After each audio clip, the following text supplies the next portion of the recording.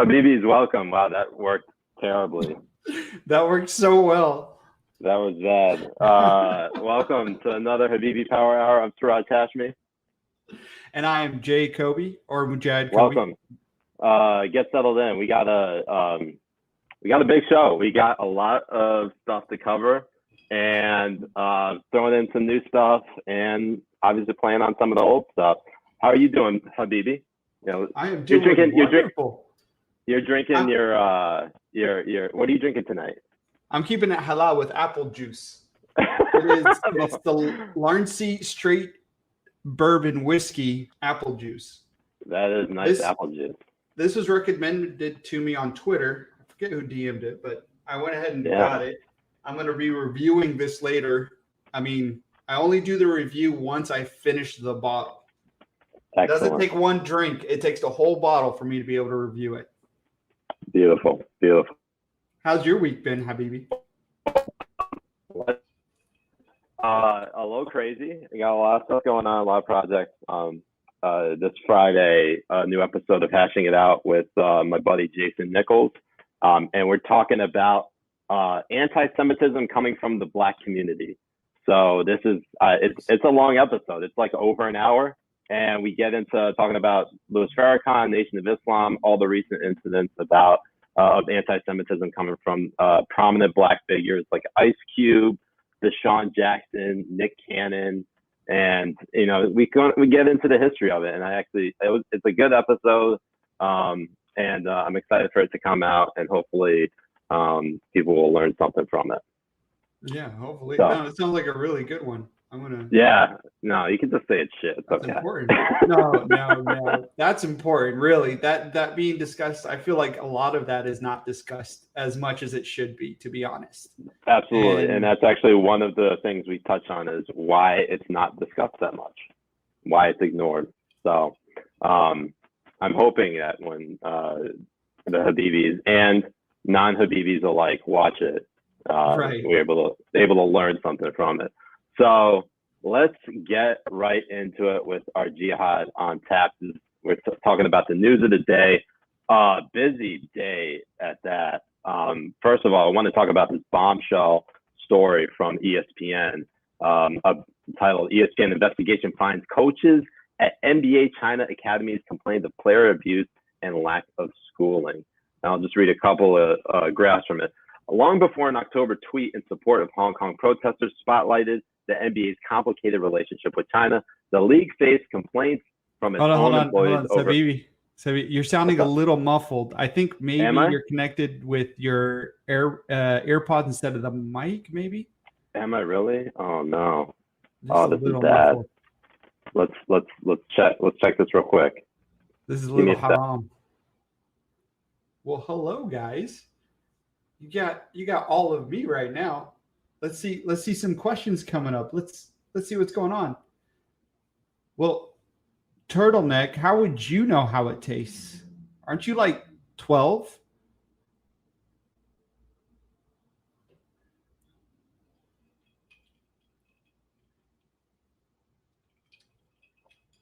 You're welcome, Danielle. Sit Back to the Future. We'll see how he comes back. Boris.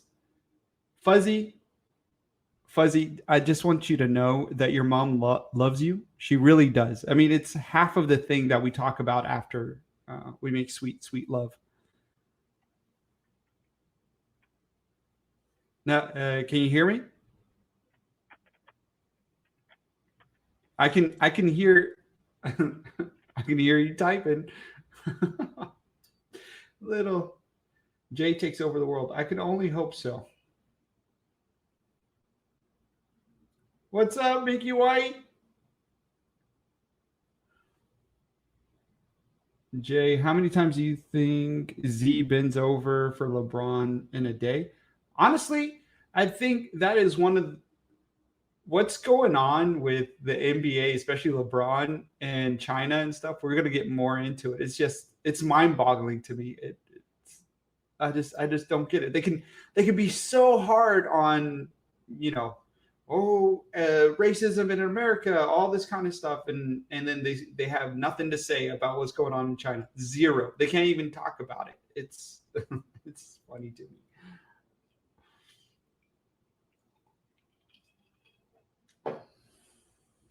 Okay, can you hear me now? Much better. There we go. God, what happened there? Jeez. I don't know. Aren't you like? Isn't half your family in the IT section when we call for IT support?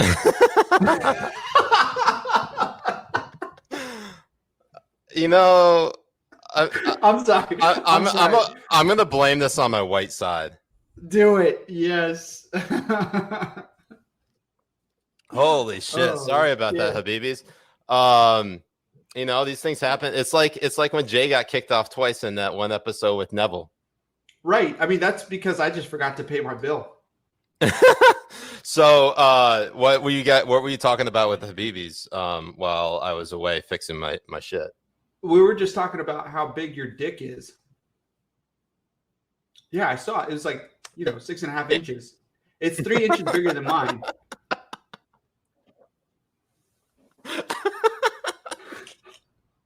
No, we were getting a little into the NBA stuff, but I told him we're gonna wait until you get back on. Okay. All right. Let me just read this real quick. I'm not gonna get into it too heavily, but I just want people who are not familiar with it at all to at least have some context. But American coaches at 3 NBA training academies in China told league officials their Chinese partners were physically abusing young players and failing to provide schooling, even though Commissioner Adam Silver had said that education would be central to the program, according to multiple sources with direct knowledge of the complaints. Here's where it gets really crazy.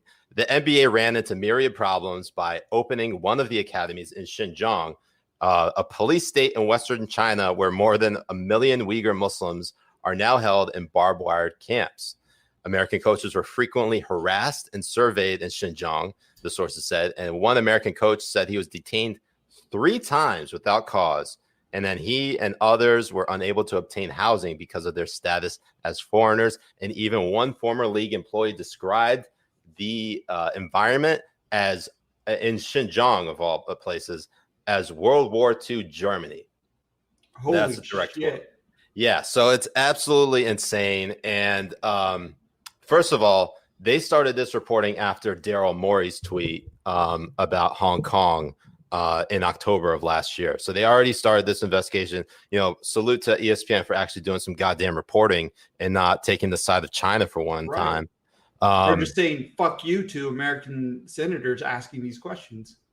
Yeah, and also, I mean, just the fact that it is so refreshing to see, investigative reporting done on China, because for so long we were not getting any accurate information out of China, whether it was about coronavirus, whether it was about about Xinjiang and the detention of Uyghurs in concentration camps, to anything on Hong Kong. It's just it's insane. So salute to them. Hope we get some more reporting out of that. It's interesting though. Apparently, Adam Silver, the NBA commissioner, and the deputy commissioner, Mark Tatum, who is also the chief operating officer, according to this report, had no idea this was happening.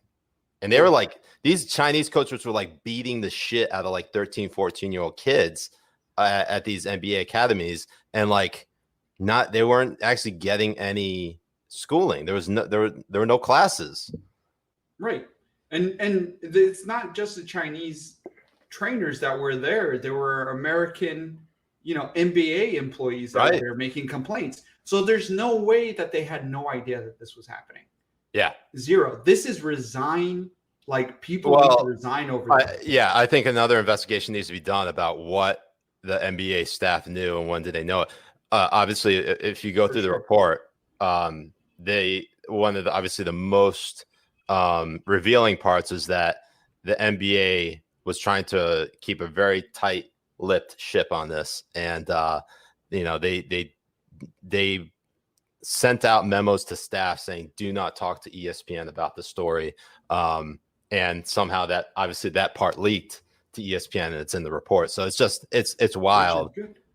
Oh no, it's great. I mean, like, look, transparency is the best form of truth telling, and the fact that the NBA, which I had lauded in years past for being so advanced on the issues of promoting, say, like racial equality and things like that, it's all just become a goddamn ruse. And I feel, I mean, I used to think that Adam Silver was a great NBA, commissioner. I thought he was the best at the point at the time, until all this shit with Hong Kong happened. And I love basketball. It's one of my favorite sports, and it's very hard to, it's very hard for them to come back in my eyes. Right, and I don't. And that's not really suggestive, right there. Come back in your eyes. Honestly, I think you would allow the Celtic team to just come in your face. You wouldn't mind. As a gay incel lib, I would say that this would be my greatest fantasy and greatest nightmare. Right. No, but this goes into the whole thing of the NBA trying to be such woke, like a woke sports organization. You know what I mean? Like they're saying they can put things on the back of their jerseys. They can speak out on racial issues. They can do all this kind of stuff.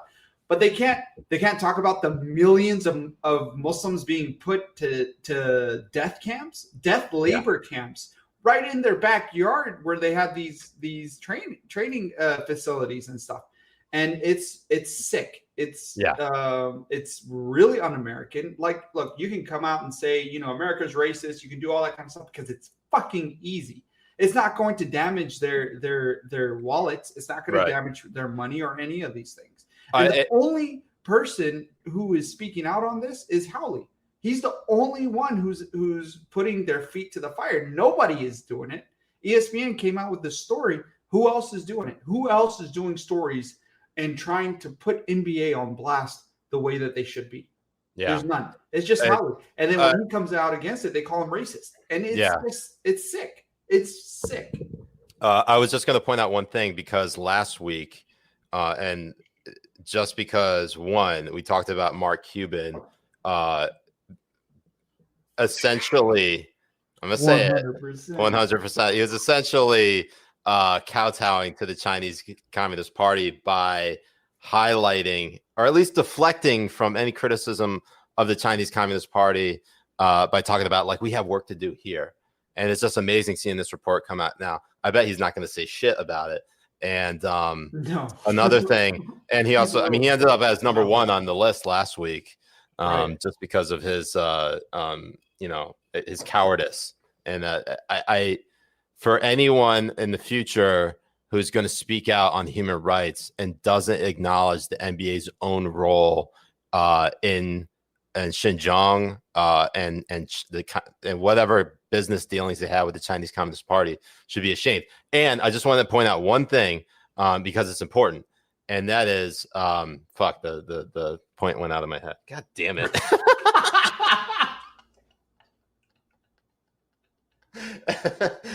I had it and I lost it.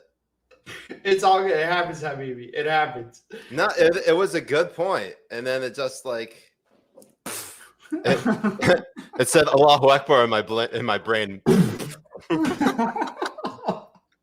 That's what happens. It's not the tip of your tongue. It's not the slip of whatever. It's Allahu Akbar. Boom. Those were your thoughts go.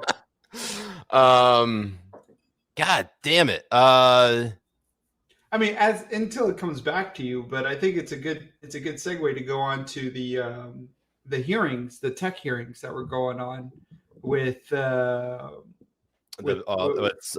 Pichai and Jeff Bozo and Bozo and Tim Apple and Tim Apple and stuff and 01001 010. And the funny thing is, when that was going on, like, Mark Zuckerberg was probably the most human out of all of that, even though he sounded so robotic. Yeah. It could be because he was just saying things that I like for him to say. But... Yeah, let's actually talk about that, because I was going to talk about Portland first, but this is actually pretty important, because it was like a 5-hour hearing, and so the executives for Amazon, Apple, Google, and Facebook, the 4 biggest tech giants that we know of, they went in front of the lawmakers. They didn't like show up, that because they're all tech savvy. They just showed up on screens, and the entire time you're hearing like all these boomers being like, "How do you send an email?" That is so funny. And they're like, "What are you guys? Are you guys making my emails into spam on purpose because I'm a conservative? Is that what you're doing?" It's so stupid.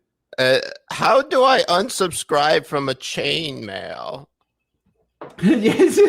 I'm sorry if I sound like a Yiddish grandmother. That's like You do. I think you've been in that Jew basement for too long, bro.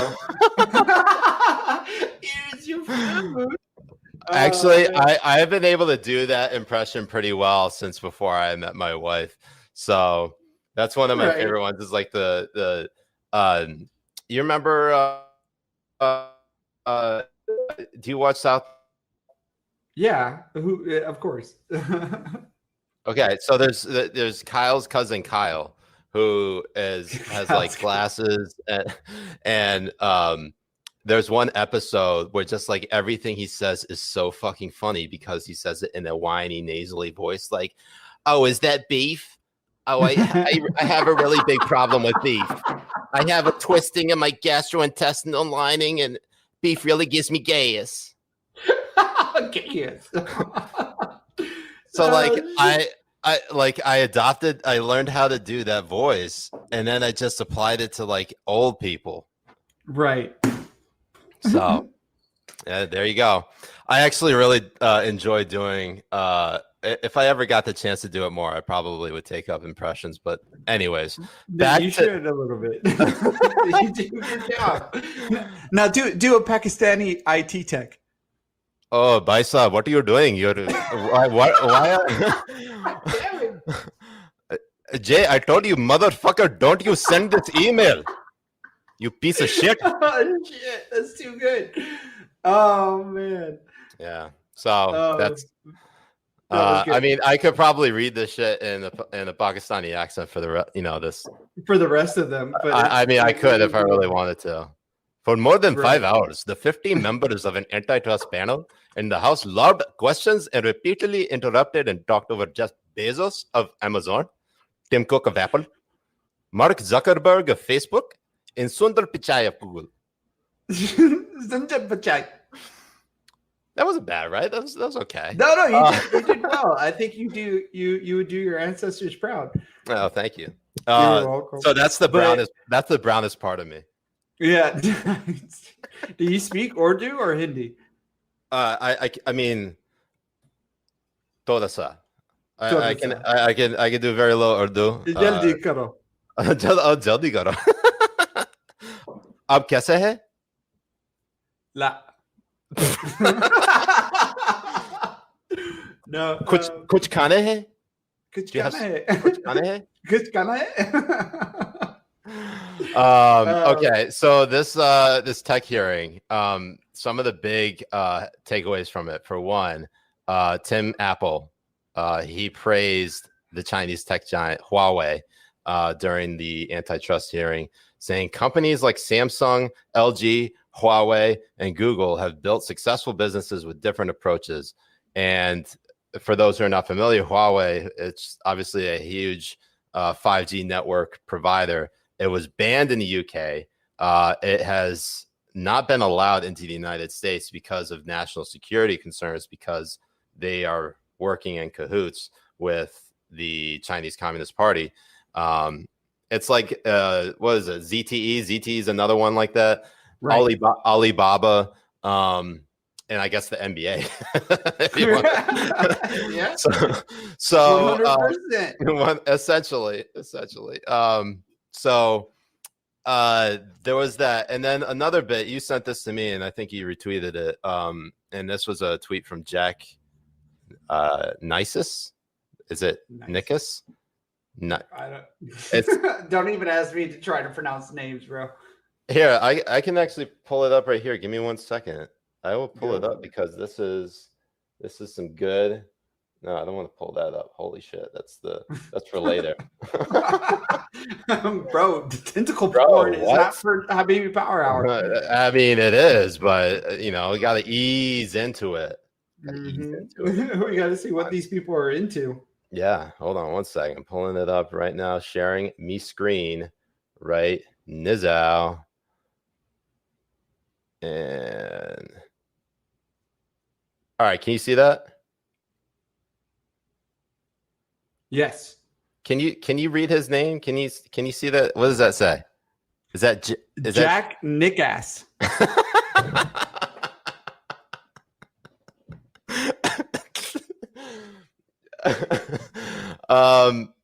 Okay. Anyways, the point I was trying to make. Or is it Jack Nice Ass? Oh, whoa. That's a good one right there, baby. You know that Jack, he's got a nice ass.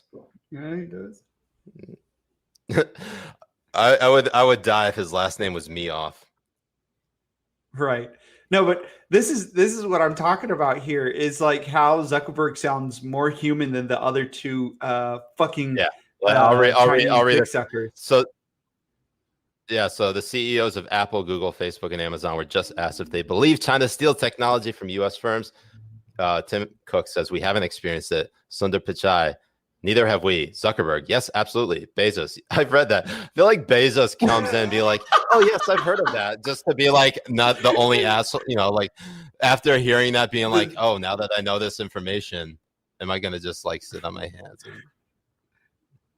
Yeah, no, seriously. No, but he's doing the Obama thing. It's like, yeah, I read it in the news somewhere. It's like the United States bombed Yemen to the Stone Age. Oh, I just heard that from the newspaper. I had no idea. That's fact, right? Yeah, right. No, but it's right here. Like, this is one of the things where you see it's for example, when Coca-Cola made Fanta for the Nazis, so they don't look stupid selling shit to the Nazis. You have Google, you have fucking Tim Cook, and you have Jeff Bezos. Look, their companies are doing great. They have enough money, but they still get on their fucking knees and suck Z's dick like their life depended on it. Like it's going to cure their mother's cancer or some shit. And Jeff Zuckerberg is the only one who's really standing up to this shit. But hey, Amazon says Black Lives Matter, or like fucking Google has these stupid fucking things for everything but the 4th of July. Like, it's just fucking stupid. They are anti-American. We have to understand this, that they hate. They are anti-American. No. I don't believe they're anti-American. You want to know why? Tell me. I think they're pro money and they're pro power. They just don't give a shit about America. They don't care about human rights, and they don't care about freedom. They simply want money and power, and control of whatever. If it means controlling America, or if it means cutting a deal with the Chinese to make them more powerful here, they're gonna fucking do it.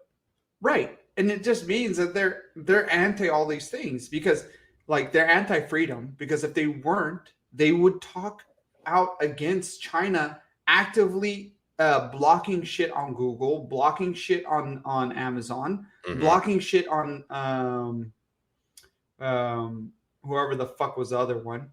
Like was it Parler? Yeah, it's not Parler, but you get what I'm talking about. Like they would actively shit on America and the American presidency and administration, all that kind of stuff, to make them sound like they're some humanitarian gurus that love human rights and all this kind of stuff, while they're on their knees licking the ass of Z and giving him a reach around. Like, you would like that, wouldn't you? I'm not saying I won't like it. but it's when I'm saying it's anti-American, what I mean by it is that exactly it is, that they don't give a shit about human rights. They don't give a shit about what's right and what's wrong, what's standing up for what's good and what's evil. They only care about making the billions that they can make over in China as well. Yeah. And I think Howley is on the right path to hold these people accountable. That's my. I mean, I don't give a shit about his other policies or anything, but if him coming out against NBA for slave labor, Nike for slave labor, Tim Cook, Apple, and all these kind of places because of the human rights violations that are happening right now in China, I will back him 100%. I don't give a fuck if he's fucking my mom in the other room. I will back this motherfucker if he's going after these people. You want to make Josh Hawley your stepdad? No, please don't. Don't do it. I think we're going to make this happen. I'm going to reach out to his office and say,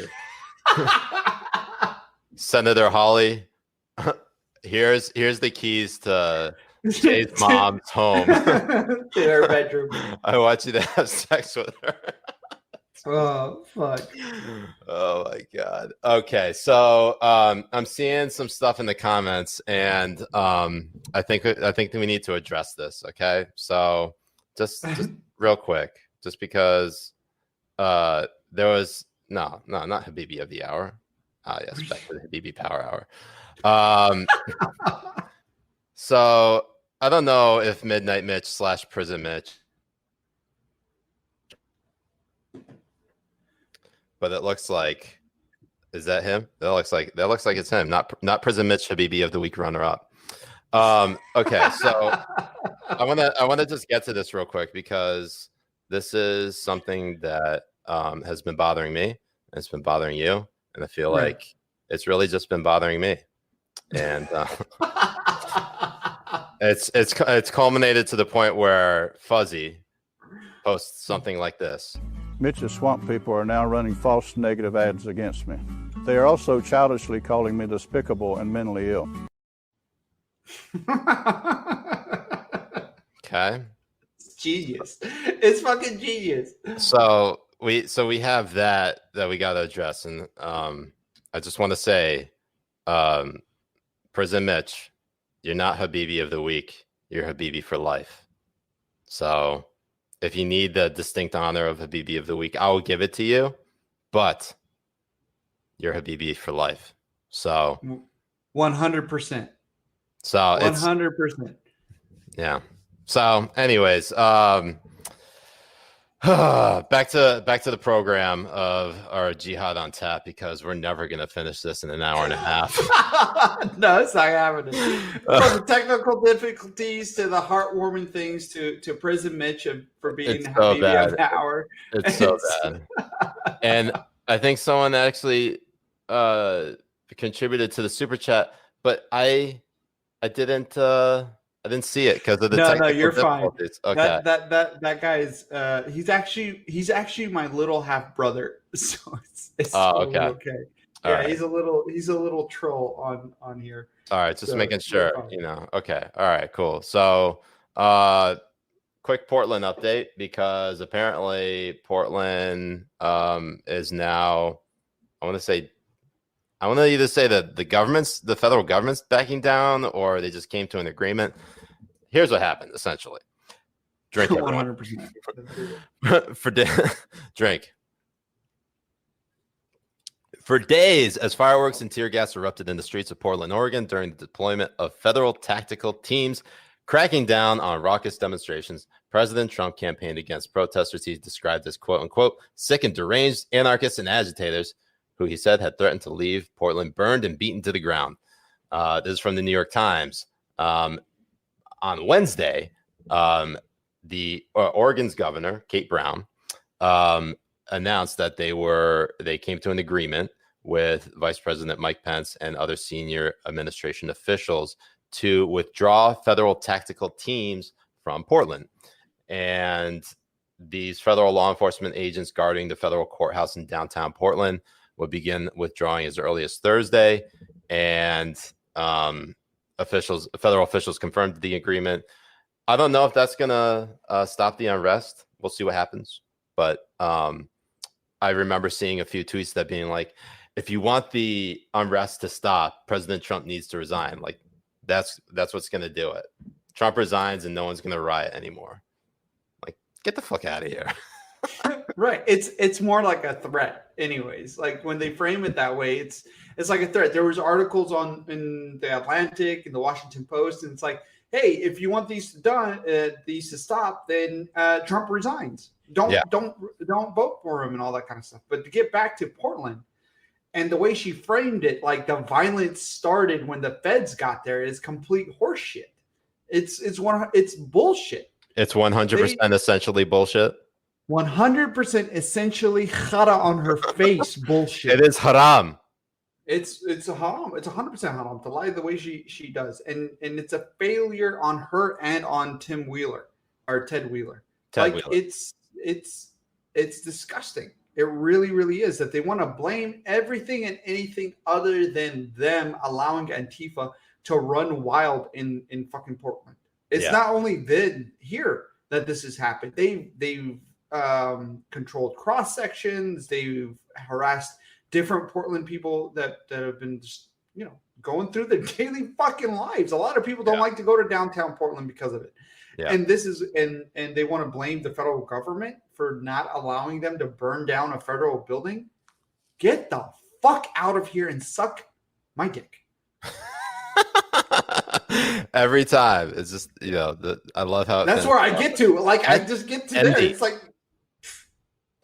it's just, honestly, if they suck my dick, it would make it better. I mean, will you enjoy it? No. Have you seen her?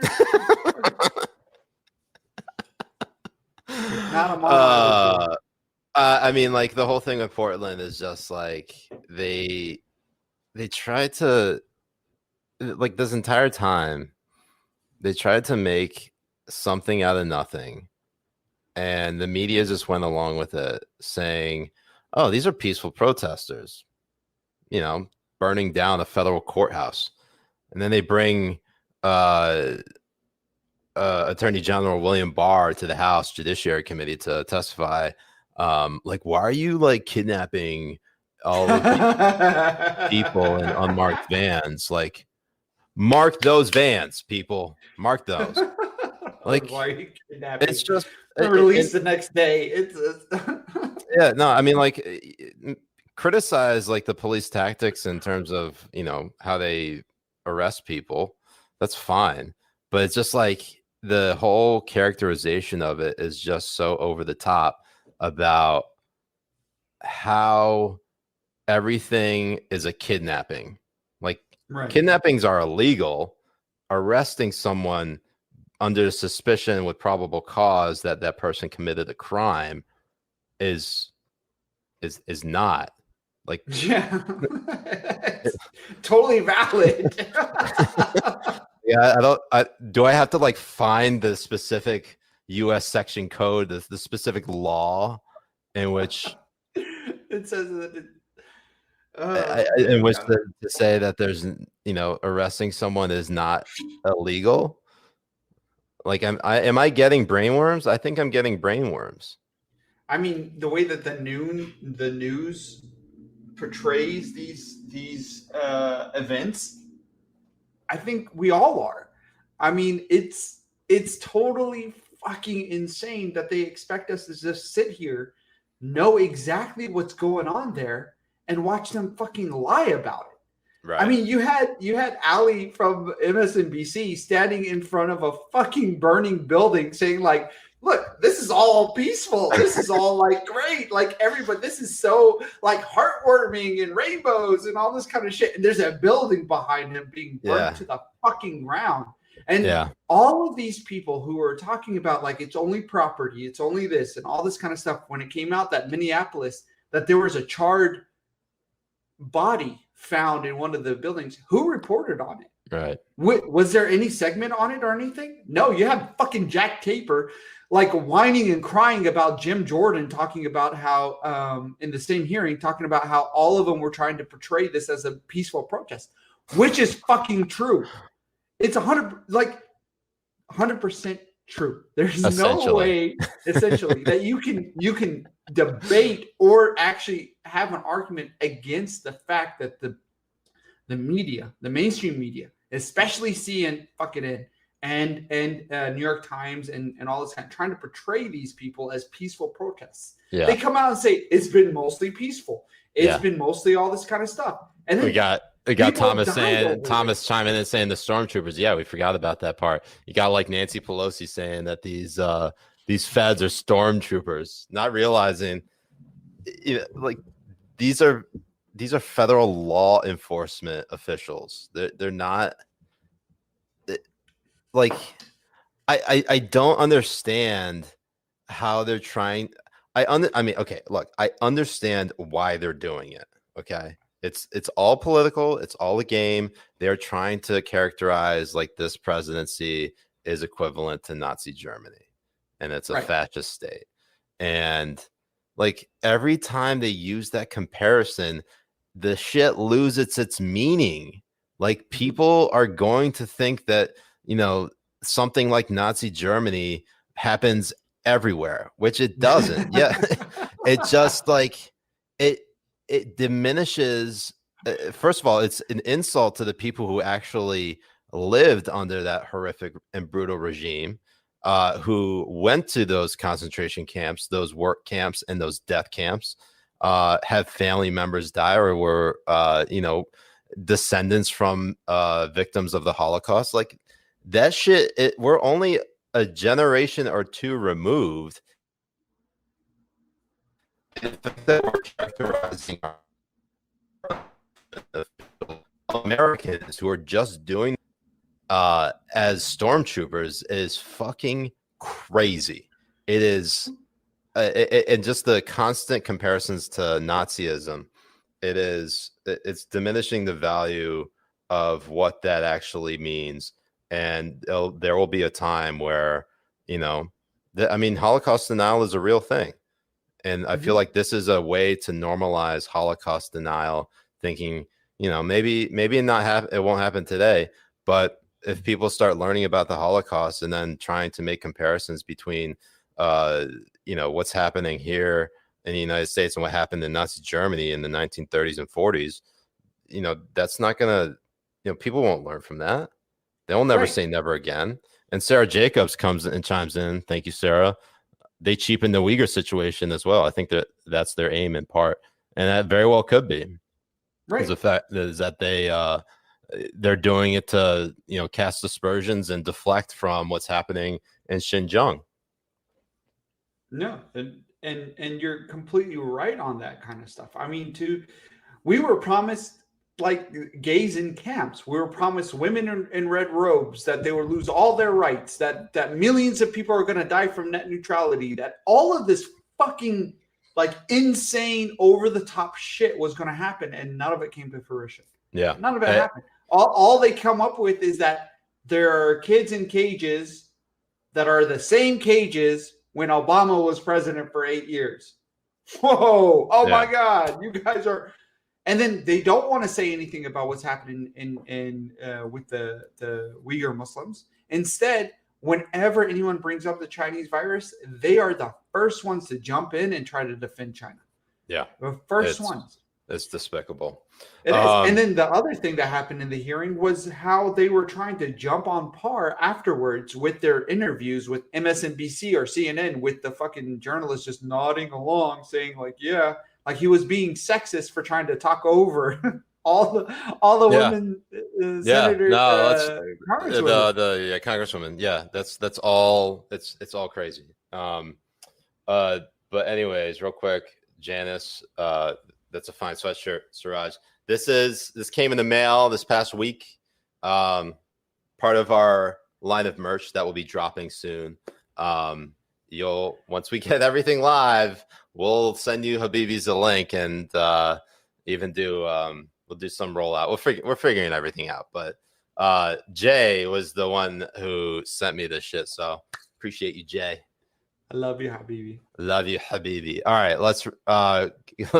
We're never gonna get through Jihad on Tap. It's gonna be all Jihad on Tap. We're never gonna do nothing else. To be fair, today and yesterday, a lot of shit went down, man. There has been a lot of shit. I mean, the thing is, and I know that not everyone has the stamina to stay up late with us. Of course, you can always watch the replay at any point in time. I go back and put timestamps in each segment so that you can go back and hop around on YouTube. And also it's on the podcast is on iTunes and Spotify if you were so inclined to listen to it on a drive or something like that. Or I know I do every morning. I can't. I don't. I've heard some people like actually listen to podcasts while they're working out. Like, how do you do that?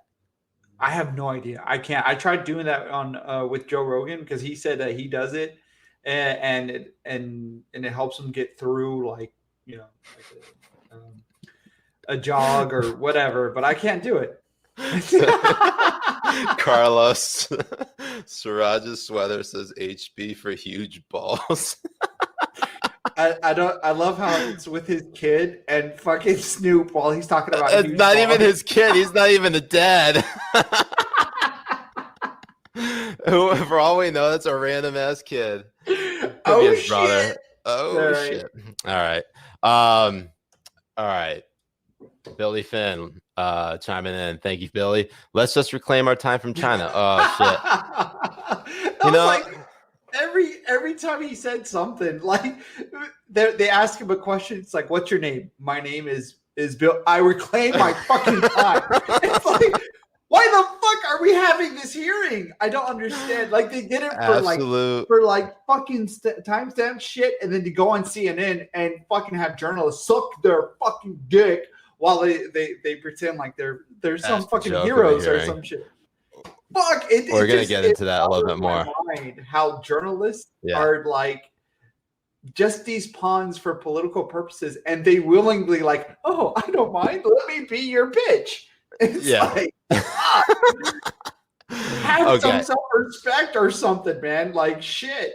It's too much. I mean, look, I understand the pressures of interviewing a politician and wanting to be respectful and wanting to ask tough questions. But some like the lengths that some of these interviewers go to like make the politician feel like way too comfortable.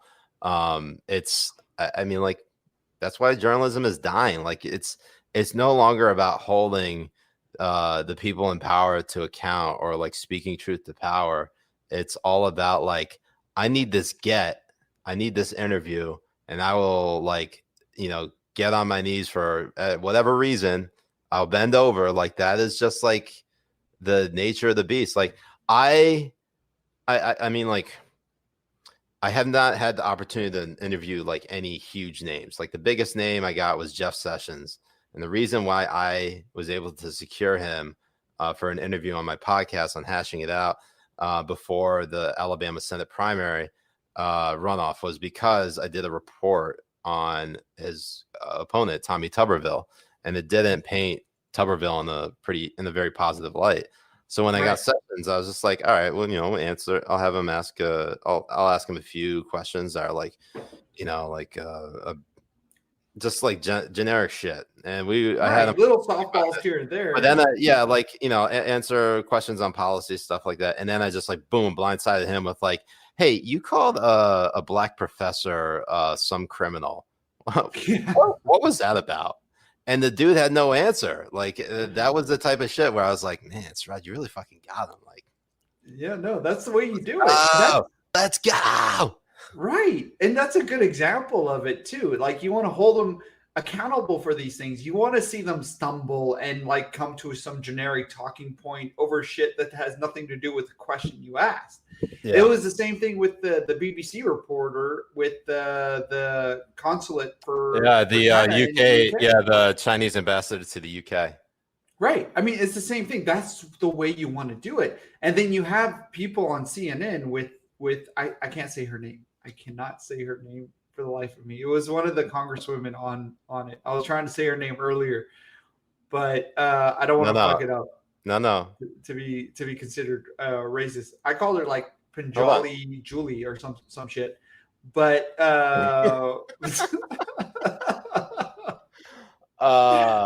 let me see if I can type this. Go for it. But she was on CNN with one of the blonde chicks on CNN because they have like 0 black women on there. Stating how do you pronounce that, Jay? Pramila J, let me suck your dick. Is that not it? Is that not how you do it? Anyways, but that's the example of it. Like, she was on there with CNN. That CNN reporter, I don't know her name because there's so many blonde white women on CNN that you can't, fucking differentiate between them. But she was on there and she's just nodding away while she's saying that Barr was being sexist, talking over everybody and all that kind of stuff. And you just see her like, yeah. That's not what happened though. Like, if I was a journalist, I would be like, okay, but why would you reclaim your time 5 seconds after you asked a fucking question, you piece of shit? Tell me. Like, that's the kind of way that I would be. I would be confrontational with these fucking people because that's what it's supposed to be. We pay these motherfuckers to do what is right for the people, and they don't. Yeah. They are just showboating pieces of shit trying to be famous. Yeah. And that's the problem with journalism, and that's the problem with Congress. They think that they're some fucking celebrity or some shit. Yeah. Okay. So real quick, Cox BB comes in saying no one big, Jerry Dunleavy and Joe Simonson hardest hit. I will say, to be fair to Jerry, every episode I've done with him has been the most listened to episode I've done. And we talked about Jeff.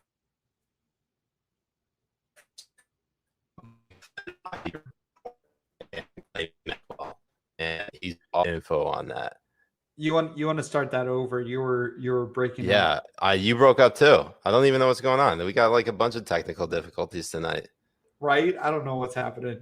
Yeah, I was just saying that we've done podcasts on Jeffrey Epstein, Mike Flynn, the IG report on the Russia probe, as well as Ghislaine Maxwell, and they're always like really fascinating episodes because we go in through like the ins and outs of all of it. You know about the ins and outs, right, Jay?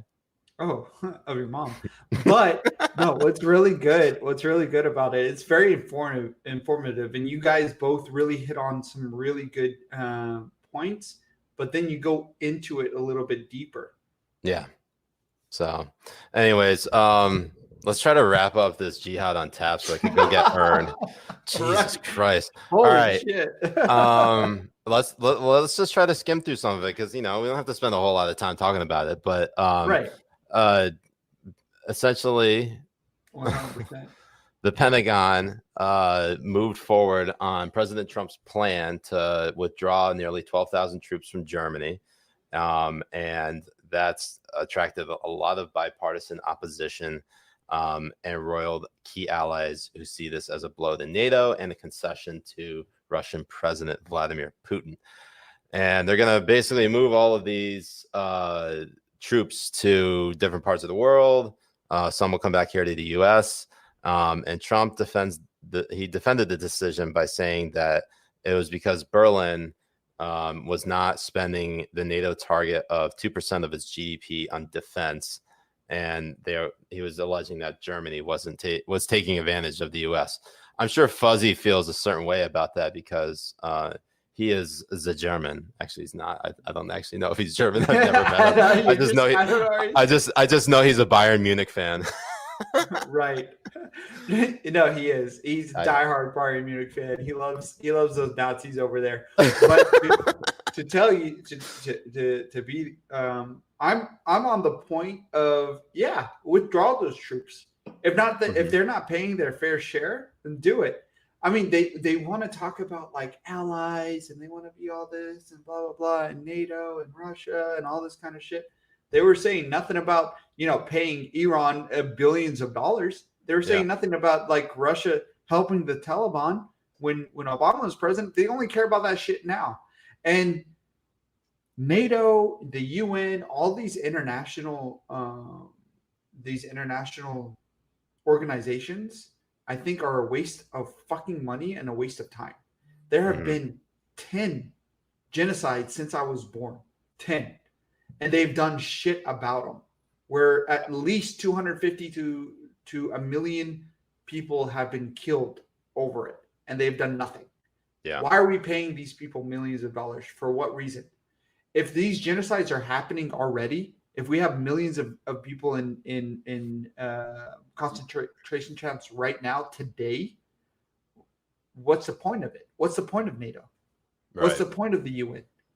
If not to save these millions of people from the death. And also like it speaks to the whole Crimea conflict in 2014. And many people thought that at the time Obama was going to invoke, what was it, Article 5 of NATO, that, you know, like an attack on one of us is an attack on all of us. Ukraine wasn't really officially part of NATO, but they were like they were like a what do you call it? Like almost like an honorary member, right? Yeah. So Obama balked on that to Putin, and I mean, like, I understand why you don't go to war over something like that, but you gotta hold Russia in check on that shit. And right. I mean, it was the same thing with his red line on Syria, where 500,000 Syrians were killed. Yeah, 500,000 Syrians were killed. Absolutely. It's right next to Lebanon, where I have so much family over there. I probably had cousins that were killed over there that I don't know about. Yeah. And then we have these millions of Uyghur Muslims in camps in China. Yeah. And at a certain point, it has to be, okay, then what do we go to war over? What do we do in order, like, what is worth it? 1 million lives aren't worth it? 500,000 lives aren't worth it? What is worth it? Is it for the greater good that these Uyghur Muslims die or be in concentration camps? Are we going to sit here and think the same way that they did back in 1942? Yeah. That's the thing about it. Like, that's what gets me going. You know what I mean? Like, it wells me up. And once, like, I want to tear up over it, because it's like, we say never again, and we're sitting here for the 10th time since I've been alive, letting it happen again. Yeah. And honestly, fuck NATO, fuck the UN, and take all our money out of it. If this is what we want to be, then if they're not going to do shit about it, then let's just keep that money in here. I mean, like, there's an argument to be made about, every time they've invoked Article 5 of NATO, I mean, it's hit or miss. They invoked it in Bosnia. They invoked it in, I believe, Kosovo as well. And I think they tried to, with Libya, they basically opened up a new front. But before, I just want to highlight just a little levity, and also a really, great joke by Nate Beebe over here. What do you call a loved one who's being funny? Habibi. Where's my fucking pen? You need to write that shit down, bro.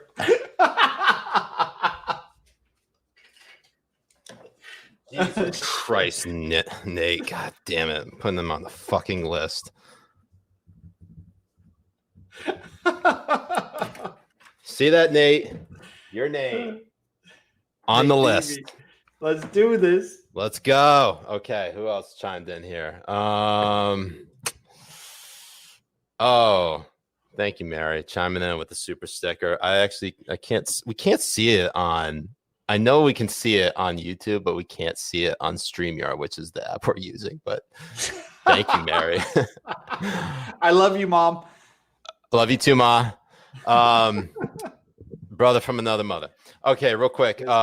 President Trump told suburban voters in a tweet on Wednesday that they will no longer be bothered or financially hurt by having low-income housing in their neighborhood after his administration revoked an Obama-era housing rule. And that housing rule, the AFFH, the Affirmatively Furthering Fair Housing, was designed to eliminate racial disparities in housing by telling jurisdictions that receive housing funds they must assess patterns of housing discrimination and come up with a plan to diminish them. And look, I don't know. Actually, I put Trump on the list for this. I think it's mostly because of the suburban lifestyle dream. Even if you agree with the policy, I think that was a poorly worded tweet. Right. And it just sounds a little bit racisty. And I don't. It does, and especially to people who like to find racism in everything. They like to do it, but the problem is when you're looking at it, it's like, what, poors in the suburbs haram? Mm-hmm. Like, what's wrong with it? Why is making affordable housing wrong? What, like, we need. He's not articulate. That's his problem. If he could come in and, like, honestly show us why it's wrong to have a policy like this, then we can see it for what it is. But he didn't do that. He just was fucking Trump. Yeah, that's what he was on it. Oh, I really hate these headphones. I mean, my ears are red as fuck. They match my pants. See? Ugh. Oh, my shirt matches. And your shirt. Speaking of which, because everyone seemed to pick up on my pants. I just want to share with you this one gem here, because this is my shit right here. You ready for it? Let's do it.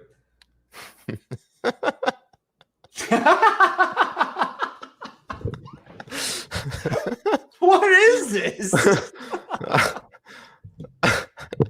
I wish I knew. I have no idea what that is. That is Geraldo Rivera showing me some skin. Yeah, he is. It's doing something funny to my balls right now. That's what that's doing.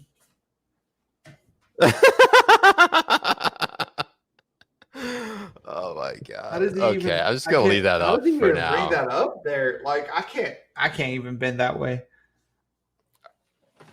I'll make you bend that way. Oh, you can make me bend any way you want, Habibi. Yeah, there we go. All right. Okay. We're never gonna get through all of this.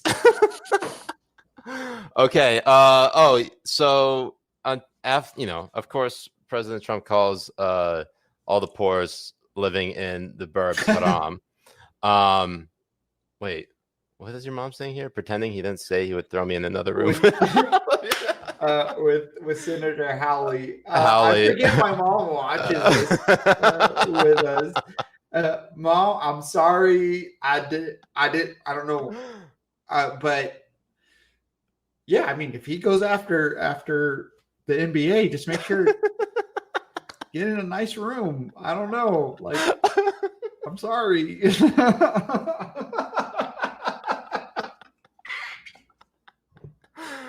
Oh my god. Mom, I love you. You too, man. Oh man. All right. Here's some fun. Rep Louis Gomer, he tests halal for COVID. What the fuck, Louis? Doesn't wear any masks. Says he doesn't wear any masks. Right. And he tests positive for coronavirus. And the best part about it, his aide sent an email to the reporters at Politico saying, "You should ask us how many times we've been berated for not for wearing masks at the office." Just chef's kiss. I mean, you play stupid games, you win stupid prizes. Another quick thing: the Washington Post announced a new writing style change for racial and ethnic identities, in which they're capitalizing the B in black and the W in what. The D in dick. What? Is that a race or an ethnicity? Dick? It's a culture.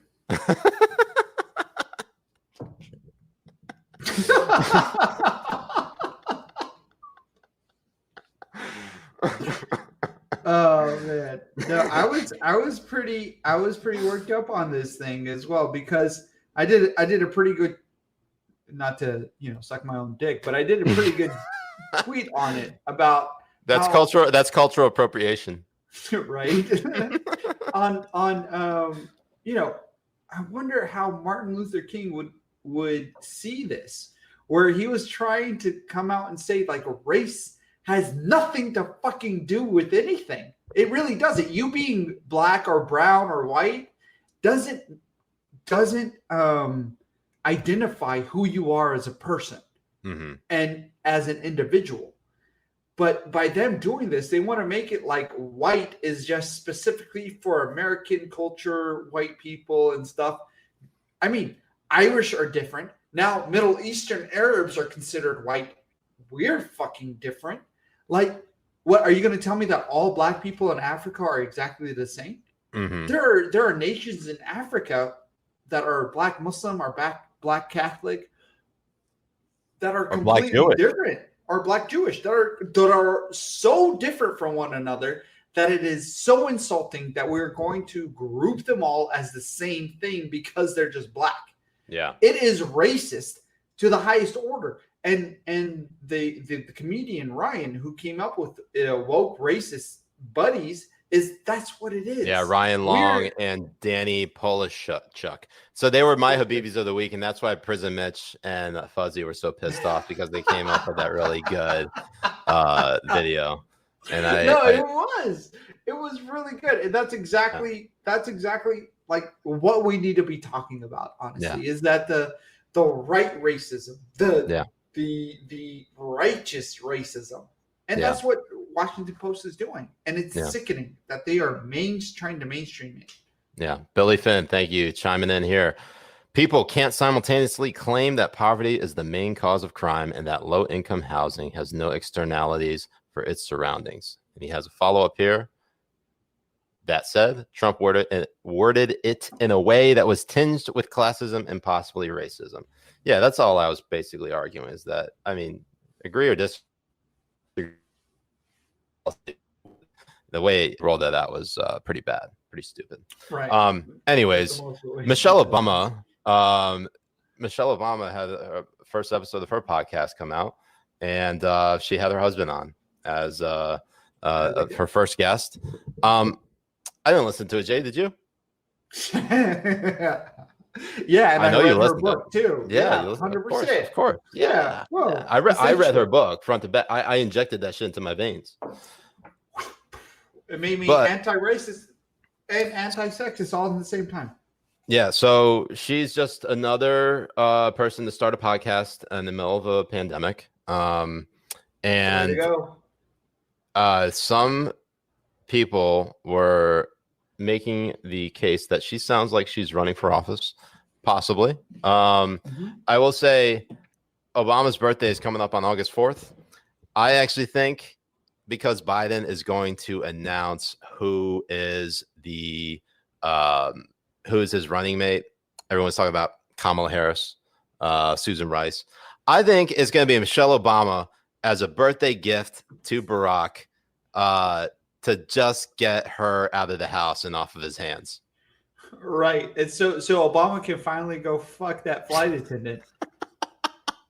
That's a good gift, honestly. I think it's great.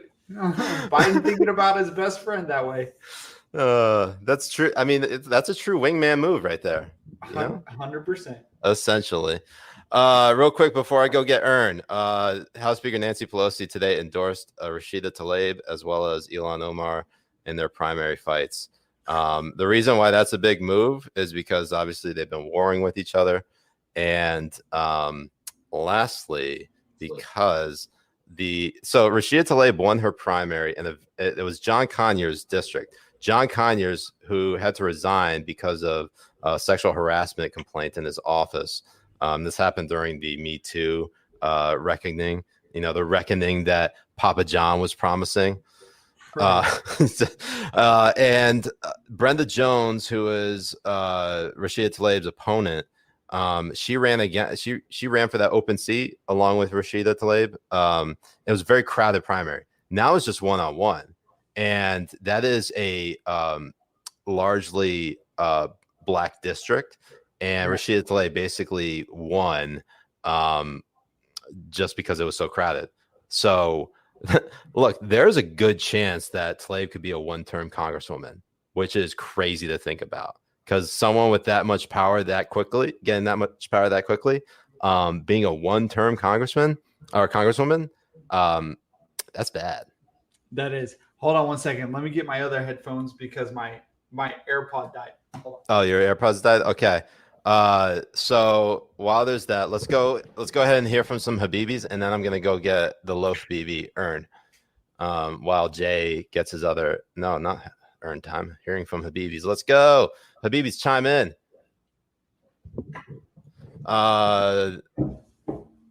Methuselah 2K. I'm sorry. Well, let's just go. Oh, is that Methuselah? How do you say it? How's Earn around strangers? Earn takes some time to warm up to strangers. He likes to bark a lot around strangers. He is very protective of me, which I appreciate. But he also acts like he's bigger than he is. And like any Chihuahua. But once you get to know him, obviously he's he's a little teddy bear. Question for Jay from Fuzzy. Hey Jay, when you got that salmon top from H&M, did it come with matching panties? Well, I mean, I'm not actually wearing any underwear right now, so. I mean, neither am I, but go on. Right? Well, I mean, my dick color is actually. It's actually kind of purple. But to go back to your endorsement thing with fucking Talib and Ilhan Omar. What I say is Talib and Ilhan Omar are basically David Duke, but one is black with a hijab and the other one is she looks like a frog, but it's you're gonna get canceled for that. Right. No, it's just going to show that the embracement of bigoted anti-Semitism is there in the Democratic Party as well. They are their Steve King, and they're doing nothing about it because they don't care. They really don't give a shit, and it's really, really sad. You have Ilhan Omar time and again coming out against Jews and coming out again and throwing out tropes on them, and then you have Rashida Tlaib singing "To the Ocean, to the Sea" with fucking actual Hamas sympathizers, and it's just.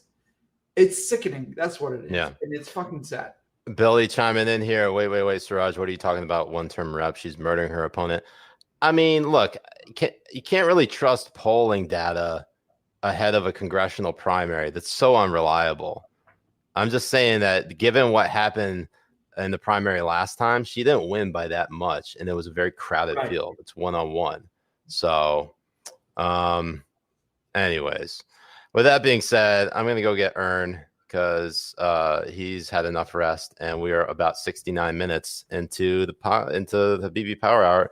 We haven't even hit on weekly jihad. That's how crazy it has been. Or Habibi of the week. Like, it's insane. It is insane. All right, I'll be right back. All right, go for it. I will answer some questions as much as I can as they come up. And Mickey White, I think you're right, especially because on the name recognition pushing her through because of how the media pushes her in such a good light. I don't even understand how they can do that. Yeah, Mom. Well, I'm glad you don't do my laundry anymore either. You make everything pink. My thoughts. Why are your thoughts on Seth Rogen?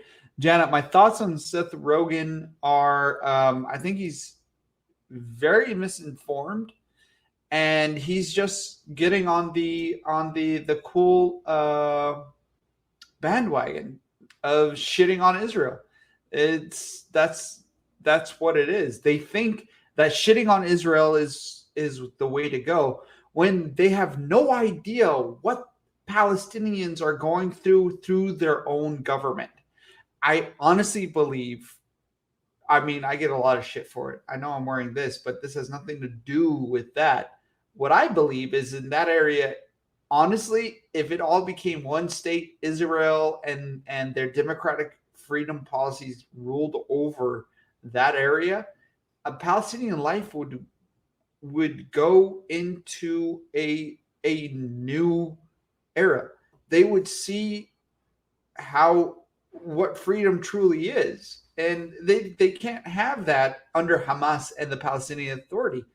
The Palestinian Authority and Hamas want to keep them in this refugee segment for the money. We send $500 million to the Palestinian government. Where does it go? It goes to paying families to go and kill their children. That's where it goes. Here we go. Here he is. All right.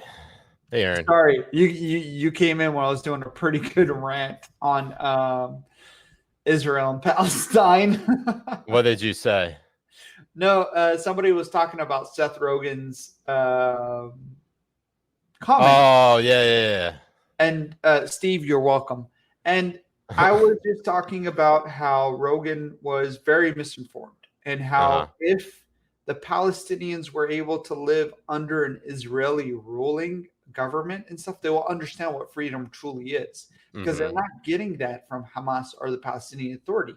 And when I say that area needs to be a one state, I mean it needs to be a one state under Israel. And I really truly believe that if we are able to educate the Palestinian people and able to get that hate out of their hearts that they have been embedded since they were 4 to go and stab Jews, we would see a much better area that's in the Middle East. I want to push back on that, because the whole concept of one state solution is inherently, I'm not saying you are anti-Semitic, but I'm just saying it is a law.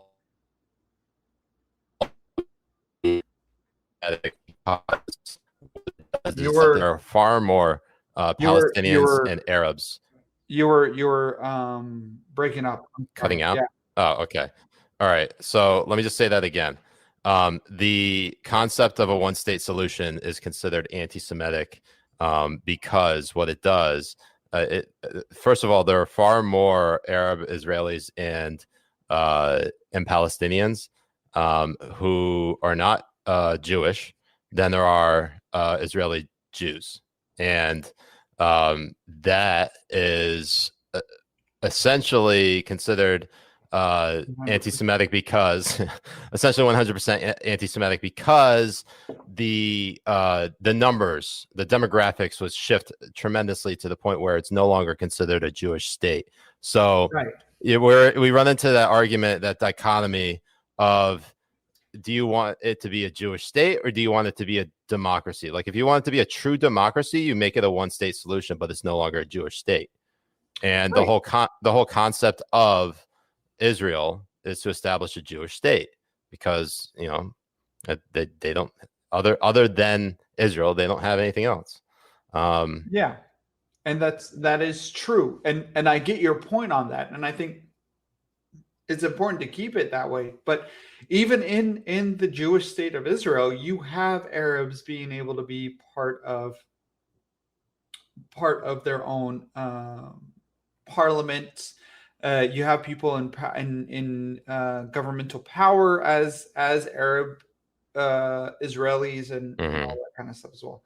I just think that there is not going to be a two-state solution, because the Palestinian Authority and Hamas have such a grip on the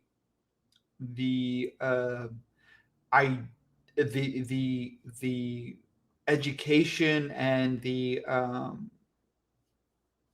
pushing on these Arab Palestinians when they're young, that Jews are the problem, and it's not going to work.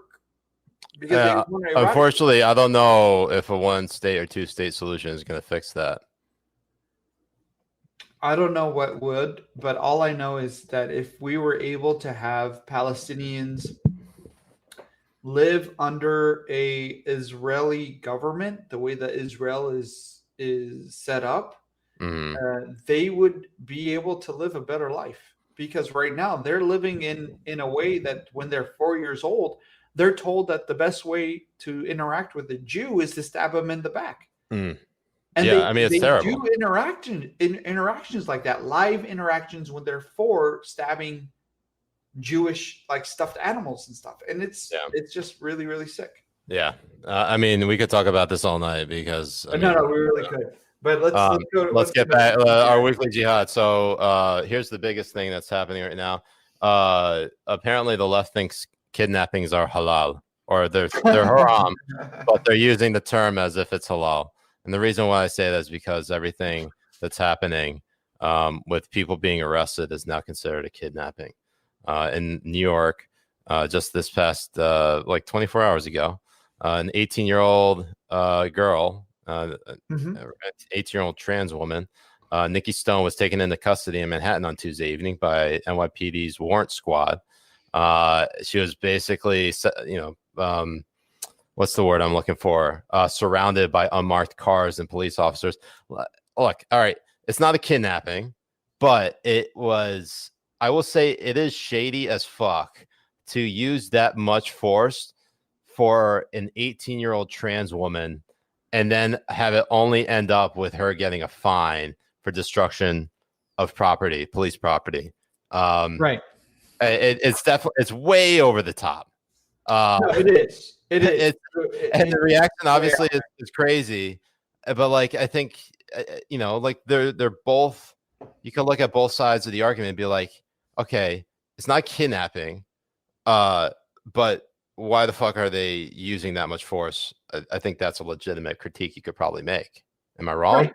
No, you're not. You really aren't. But then you have people like fucking Mehdi Hassan and Chris Hayes coming out saying that it's kidnapping. It's worse than what's happening in the CCP. It's all this kind of stuff and blah blah blah. And it's like she was slapped on the wrist and released the next day. She wasn't killed. This is not the Gestapo. This is not any of that kind of stuff. She's backed with her family, and she had a slap on the wrist. Like, from what I understand, this stuff happens all the time, does it? Yeah, no, it really does. They police force. They come in and they take them.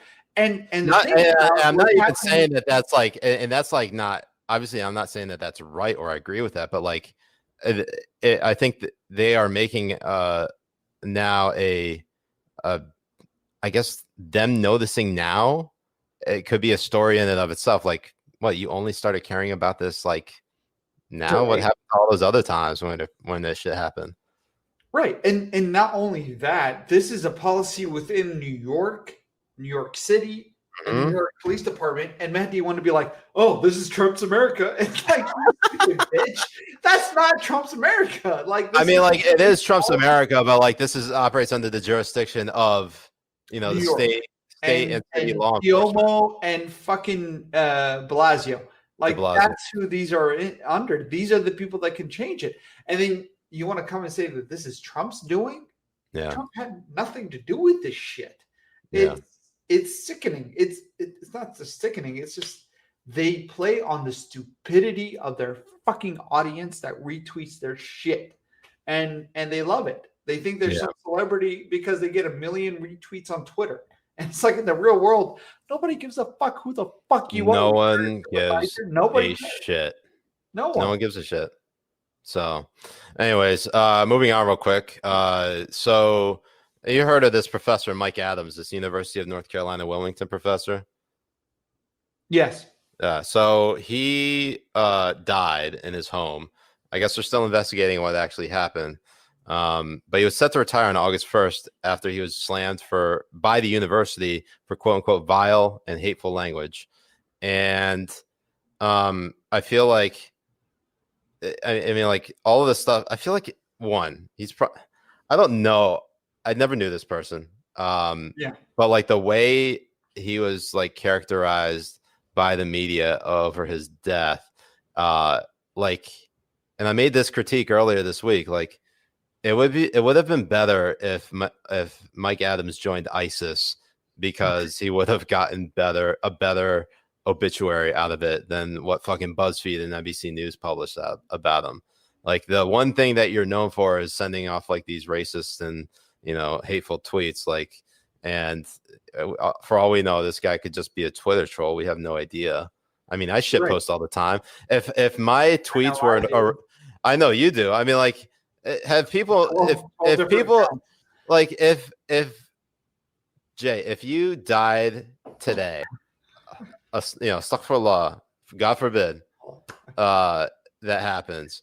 Like, and they, like one of these outlets decided to write an obit about you, they would just look at all the times that you told someone that you're gonna, told someone to suck your dick, or like, or like you're gonna like, yeah, like that is like you would get absolutely destroyed by your tweets, not knowing you as a real person. Like you're like an actual sweetheart and a nice guy. Yeah, I use the term sweetheart. You want to fight about it?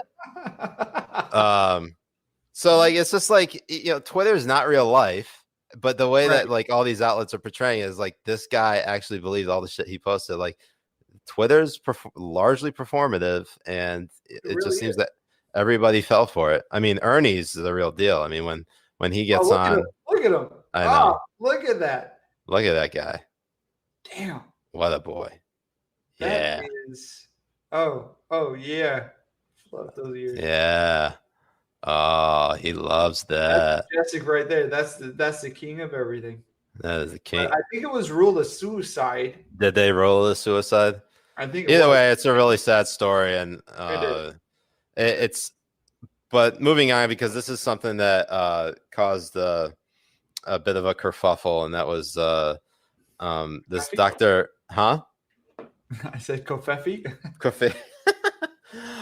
So Dr. Stella Emanuel, this Houston doctor, she's like part of this like America's Frontline Doctors, went to this White Coat Summit, and she was promoting the use of hydroxychloroquine, saying that face masks aren't necessary.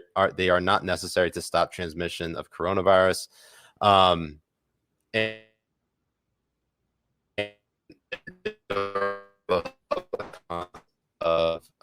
views, millions of views, and it was taken down by YouTube. It was taken down by Twitter. It was taken down by Facebook, and we may have just glitched out just now. I'm not 100% sure. You did. Essentially, well, you glitched out. Essentially, I glitched out. What did you miss? The whole thing. Are you serious? Yeah. Are you serious? You missed out the whole thing? Not the whole thing. You stated that she was the doctor who did the video clip on hydroxychloroquine, and then saying masks were not necessary to stop the transmission of coronavirus. Is that where I trailed off? Yeah, after that, and then it went back and said she was cut off of Twitter and Facebook. Okay, so like her video got millions of views, and then she, the videos got taken down after it got shared by Donald Trump Jr., by President Trump himself, and then it was discovered by doing obviously some Oppo research on her that she claimed that gynecological problems like cysts and endometriosis are in fact caused by people having sex in their dreams with demons and witches. She alleged that alien DNA is currently used in medical treatments, and that scientists are cooking up vaccines to prevent people from being religious. And also saying that the government is not run by humans, but by reptilians and other aliens, which, to be honest, not the craziest thing I've ever heard. At this point in time, that's I probably have met more people who believe that that lizard people run the government, and it looks like Ernie wants to get down. He does. All right, Ernie. Here, let me get you some water, bud. Anyways, your thoughts. My thoughts is that yes, it's haram to have sex with shaitan. That's for sure. You don't know where he's been. He could give you something that's worse than COVID. But it's funny to watch the same blue checks who freak out over that kind of stuff being retweeted or tweeted out, being totally okay with retweeting Maddow saying that Trump is a Russian agent, or retweeting Hayes just a little bit ago saying that this was a kidnapping. Yeah. They have no problem with that misinformation. But when it comes to this, they're like, "Oh my God!" I mean, she's crazy. Yeah, 100%. No, she is. Essentially, you can't deny that. Essentially, but so is Maddow. Maddow's crazy. She's fucking lewd. She's, to me, she's NBC's fucking Hayes, and you cannot tell me anything different. Rachel Maddow and Steve Hayes are the exact same people. I think you mean Chris Hayes. No. Hannity. Did I say Hayes? Hannity. Sorry. Sean Hannity. Wow. I said wow. Wow. But that's how much I care about these pieces of shit. Here, I'm gonna just let Ernie out of the room. Ernie has to go hump something. I'll be right back. You're late. But people have to understand that I don't give a fuck about people's names that I don't give a fuck about. So, Hannity and Maddow and all these stupid people, I don't give a fuck about them because they are a fucking cancer. Like, people need to understand this. People like Maddow, people like Hannity, who are pushed as legitimate news sources or people who are trying to give you the truth, are cancer, because the truth they're trying to give you is a fucking lie. It's a dick in your face, either by Republican dicks or fucking Democrat dicks. It is a lie. I would just say that Stella Emanuel is 100% haram, and the fact that she got promoted by some of the worst people says a lot about society, in the sense that science itself and public health have become so politicized that people will literally just believe fucking anything if it goes against the narrative or the widespread consensus that in order to fight a virus, which we don't know as much about, you got to like try all this experimental shit. I'm not a medical expert. Everybody knows this. I have a science background, but I'm not going to say I know more than the experts. But at the same time, when the experts start saying, systemic racism is actually a public health crisis, therefore, in the middle of a fucking pandemic, go protest. It's okay. Who gives a shit? Go twerk on. Yeah. Go do the electric slide in a crowd of people not wearing masks. Like, that is batshit insane, and you've lost all credibility about whatever it is that you decide. From there on, why should I listen to you, and why is your expertise considered, valuable when you abuse that privilege and give the public a reason to mistrust you or not trust you at all? And it's sad, but there's still a part of me that thinks like not all of it has been politicized. But even then, you have people like Dr. Anthony Fauci throughout the first pitch at Nass Park wearing a mask, and then he's photographed sitting, I think, next to his wife and I think his brother or brother-in-law with his mask off of his face. It's right down here, like he has a neck beard. And then when asked about it, he's like, "Oh, I'm hydrated." Like, where the fuck has that come from? No one has brought up being hydrated as a way to combat coronavirus. Where I don't. No, he was talking about like he just took it off to take a sip of water. I think that's what it was. But it's like the whole time you have it off of your face. It wasn't like, that's it. Now put it back on your face and you're done. That's how long it takes to take a sip of water. But he had it off for the whole time. And then in March, they were talking about how, masks don't do shit. Yeah. And CDC was saying the masks don't do shit. Well, I understand like in March, there was an emphasis to not push out masks because there wasn't a huge supply and they wanted to provide it to, healthcare workers. I'm with you on that. But then when Trump wore a mask, you have people like Jake Tapper and you have fucking the news organizations and all this saying, "Oh, imagine if this happened in March." It's like suck a fucking dick. It's that armchair in March that not to do it. It's that armchair quarterbacking that completely misses the boat, and I can't stand it. Boris Faraj joining us from the other side of the pond, chiming in. Didn't really throw out the first pitch though, did he? Right. If you, I'm hoping everybody has seen Fauci's first pitch, because I saw the joke that like he's so considerate, he doesn't want anybody to catch anything, even this ball.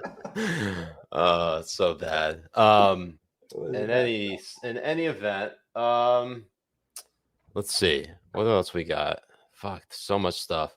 It really is. So in other COVID news, Chris Cuomo putting out conspiracy theories about the Florida governor Ron DeSantis, or as you call him, how do you pronounce his name? Ron DeSantis. DeSantis. It's not as good as Jack Taper. Anyways, he was accusing Ron DeSantis of fudging the coronavirus numbers, the statistics on cases, on hospitalizations and deaths, after having shilled for his brother, the governor of New York, Andrew Cuomo, who he sucked his dick on national television. Shield. Okay, you could say these things. I can't. I know, but that was fucking incest, and it was disgusting. And it was gross. It was gross. Jake Taper was like, "Oh, but no, it wasn't actually that good." You know what? Have some balls and actually say that what they did was a disgrace. And every time you have Chris Cuomo coming up and saying like, "Oh, did Florida governor actually give true numbers?" Suck a dick. Oh, he is why people hate journalism. That's it right there. He is the embodiment of hate that the public have for media, and that's Chris Cuomo. It's John Hopkins. They released statistics trend lines of deaths from coronavirus since the outbreak started in March, and New Jersey is actually number one. It jumped New York in like the last, in the last month. Right. And the really important thing in there is everybody was trying to, give New York a pat on the back, saying good job. But like they're cajoling Florida, they're cajoling Texas, Georgia, saying all of these states fucked up. And you look at the actual line, it is like 1/20th as bad as New York or New Jersey. It's insane. You just like, numbers don't lie, but when you look at that disparity, I mean, nothing can convince you that anything coming out of some of these outlets and the narrative that they're promoting is true. And it's unfortunate that they've taken Andrew Cuomo at his word and provided him complete cover from the beginning. Right. And it's everything they accuse people, organizations like Fox News of doing for Trump, but it's a million times worse because the top 5 death rates that are, especially when you do it per capita, are all in the Northeast. Yeah. And the only place you can say that this is from is New York. The reason why New Jersey has that death rate is because everybody works in New York. Yeah. Same with Pennsylvania, same with, everything that's up there in the Northeast. They didn't close the metro. They kept those things open throughout March. They never closed them. Did they ever close the metro? I think they only closed it to give it a deep cleaning, and that was it. I mean, in March, you have the health officials and the mayor saying, everybody is fine, continue your daily life, take the metro, all this kind of stuff. Yeah. And I think you know what? I'm not going to say I think. I predict that when this is all said and done, the number one reason why people were killed is outside of nursing homes would be the metro in the Northeast, would be the New York metro. I predict it. I really think that caused a lot. That is very hard to quantify and trace, but I mean, I understand, but I don't even think the tracers were completely true. Like New York said, don't ask them if they've been to a protest. And well, then, yeah, there's that, but also the fact that like, of the number of cases, like everybody takes the subway. Like how you don't know exactly where you got it. And also the fact that most, if not everyone, obviously, but there is a good chunk of people who are not cooperating with contact tracers. And I think, oh fuck, what was it? I remember hearing, or seeing tweets of people saying that, when they either they don't respond to calls from contact tracers, or they, give them misinformation or mislead them. Like that doesn't help anyone. So this whole concept of contact tracing is a farce to begin with, because you're never going to contain the spread of all of this. Oh, Ernie's settling down by my feet. Hey, buddy. Right, but the issue with that is that there are people who will say that the protests didn't cause any uptick in the coronavirus cases because of that.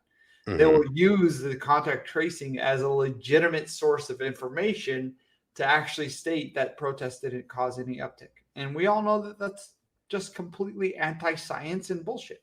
Yeah.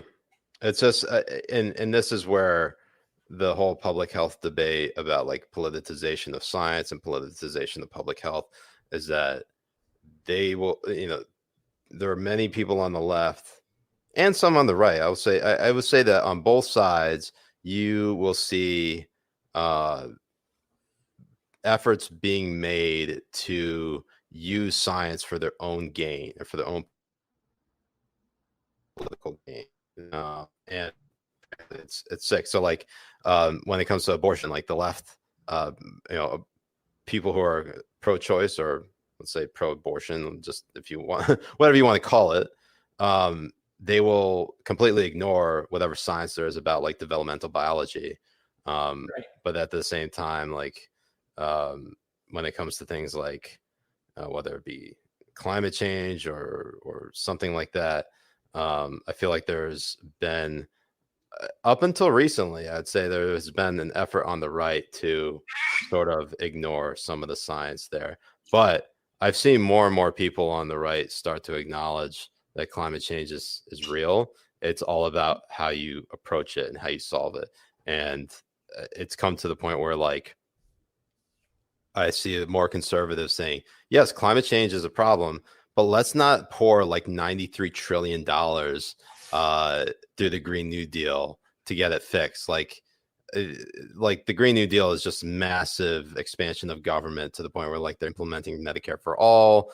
It's like government mandated housing, just like all these things that don't actually solve the issue of climate change. It's just like, again, it's like, you stuff as much as you possibly can to get your agenda passed under this banner of the Green New Deal. And that's why that shit completely failed.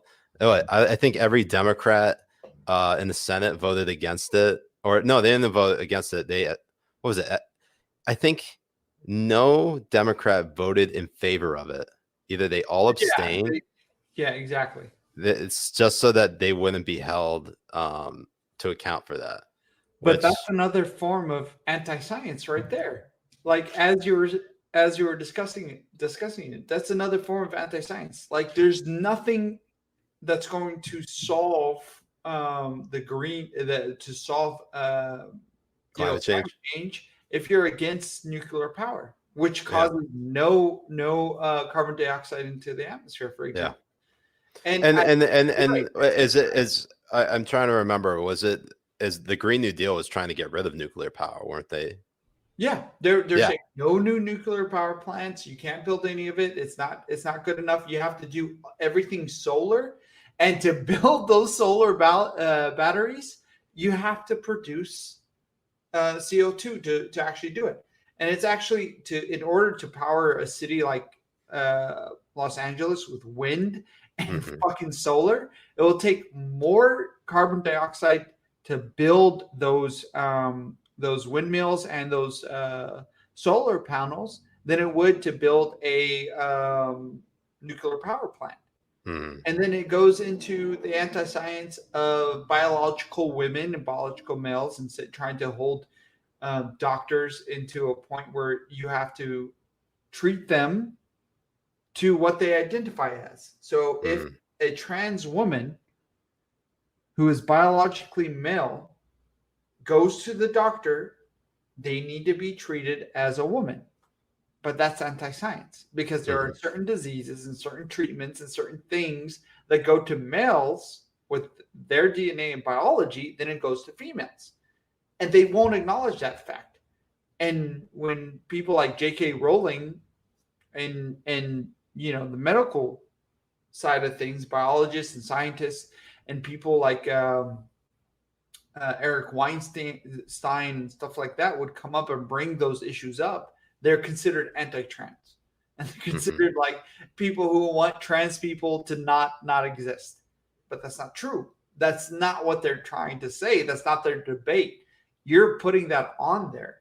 Yeah. And it all goes to, like, if you can't debate what the argument is, you go to racism, sexism, transphobia, homophobia, Islamophobia, all this kind of stuff to try to squash the debates. Yeah. And the more you do that, the less science is going to be put in, because science is all about trial and error. If you're not allowed to discuss things openly and think of things in certain ways in outside the bubble they're trying to put you in, you're not going to have new discoveries. You're not going to have new ideas, and they're trying to squash that. Yeah. I just want to point out we're at 69 viewers right now. Nice. Nice. Thank you to the longer than we usually go, or we're close to done. So we're gonna just try to trim it down. Oh, what did you not hear? What did you hear? All I heard was we're at 69 viewers. Nice. Nice. I appreciate all the Habibis tuning in with us this late. Obviously never planned to go this long, but there's just too much news going on. Just real quick, because so Attorney General William Barr testified before the House Judiciary Committee.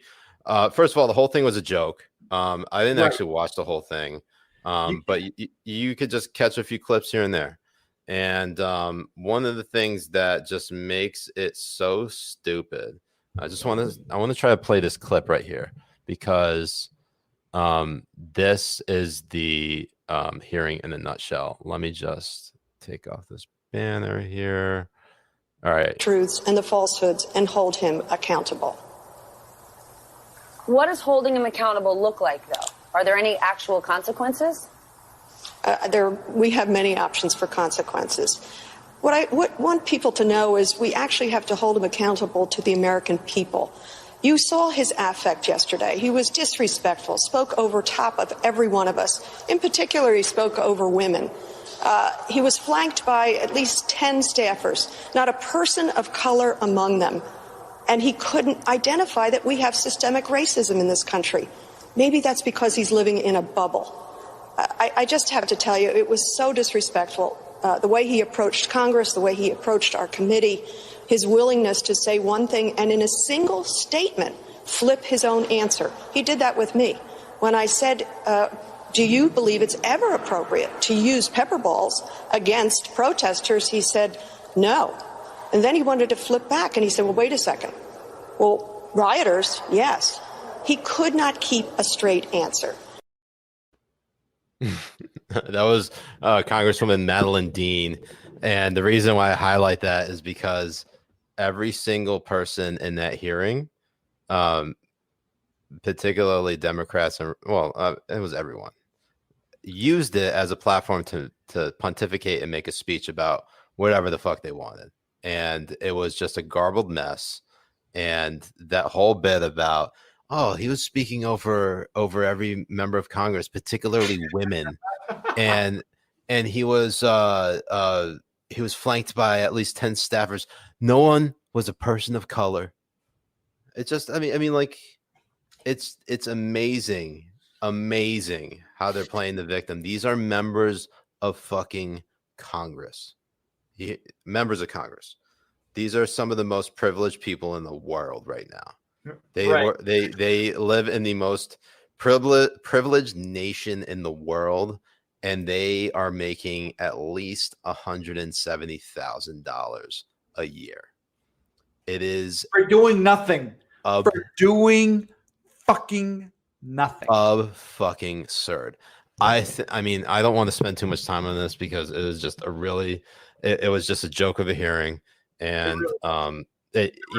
and she can suck my dick because she's a fucking shit. I have to say, I'm sorry. I have to come out and say it because the way it was, it's like he was like, they asked him a question, they're like, and then he's like, "My name is William Barr. I'm reclaiming my time." They're reclaiming my time, but it's too much. I mean, you can make critiques of.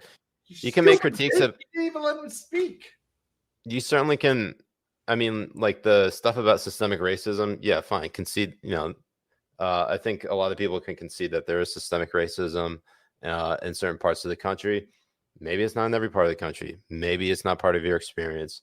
But it is something that a lot of people of color have experienced, and I think on that point, like, yeah, Barr could have done better on that, but it's just a fucking joke. But anyways, moving to, Barr doesn't look bad in this. To me, Barr doesn't look bad in this. No, I mean, like he'll recover. Right.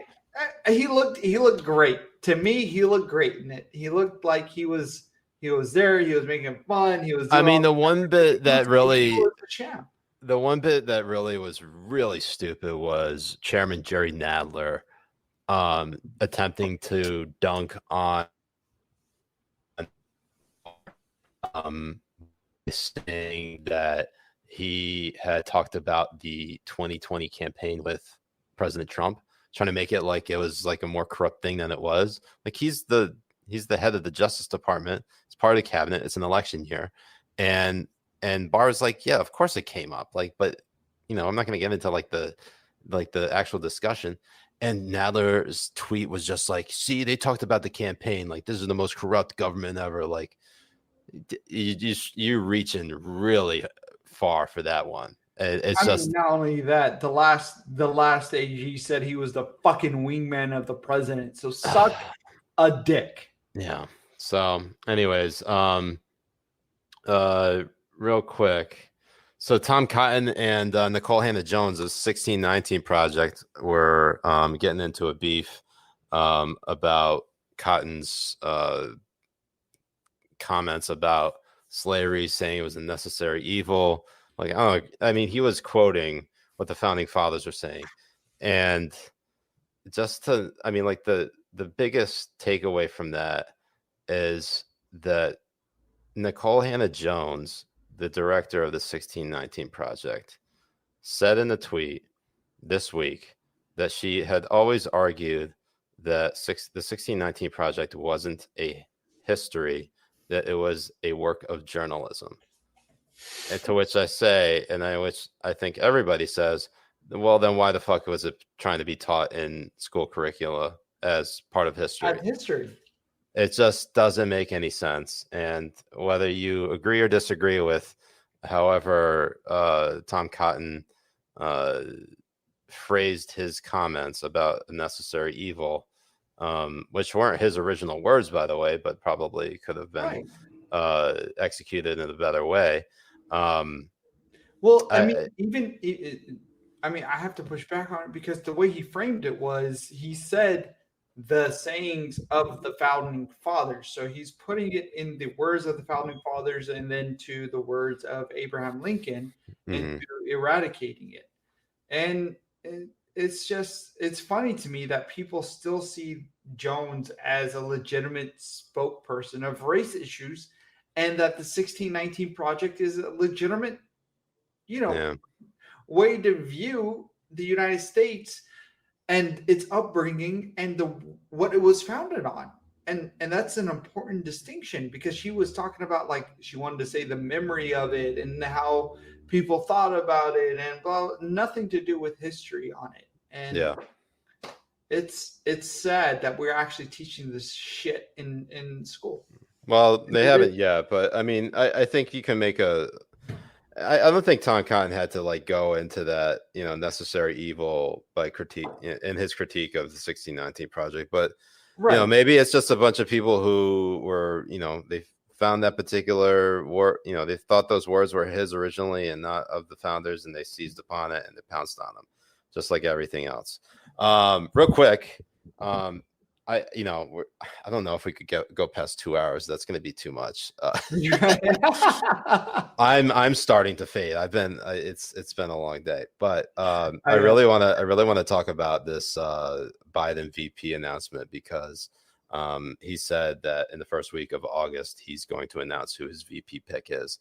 And then Politico had this leaked story saying that it was going to be Kamala Harris, and but the most interesting part of that is this report from CNBC, in which some Biden allies are waging a shadow campaign to stop Kamala Harris from becoming vice president. And some of the key points from it. So some of his top donors initiated this campaign about a month ago. And they are focusing their attacks. They're basically focusing on Kamala's attacks of Biden during the primary debate last year, and bringing into question her loyalty to Biden if she is picked, and also arguing that she's too ambitious and will be solely focused on becoming president, trying to basically outshine Biden if he's elected, or if they are elected. And I just find it so funny that as much as Biden is leading right now, he is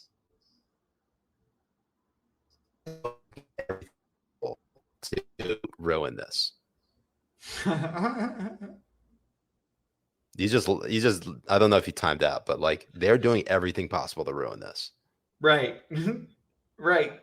And the funny thing is about this is that Trump is doing everything in his power to ruin it as well. So you have it's just both. It's like a race to the bottom.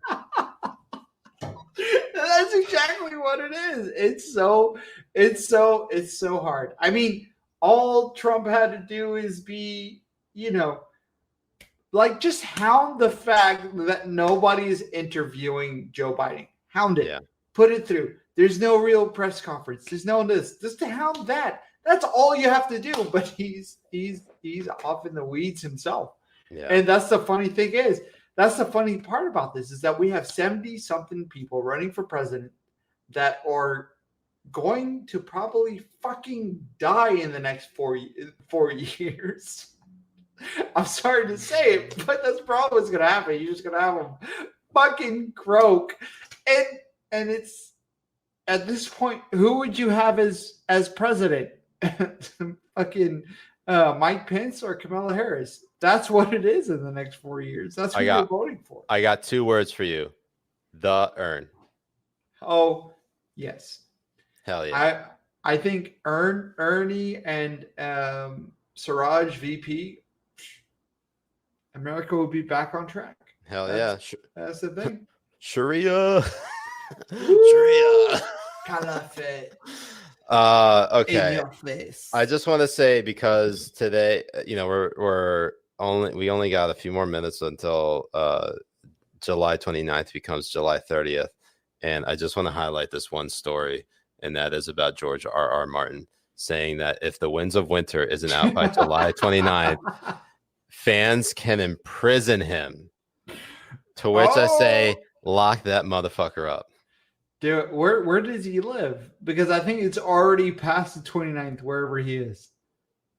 Oh, yeah. No, we should definitely lock his ass up. Do it. That motherfucker. Yeah.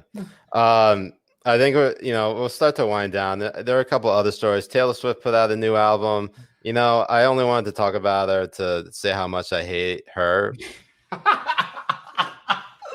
And right. everybody's like, oh, it's okay to it's okay to like Taylor Swift. Like, no, it's not. No, it isn't. By the way, No, did you hear her album? I loved her album. I know, I did too. I have at least 3 favorites on it.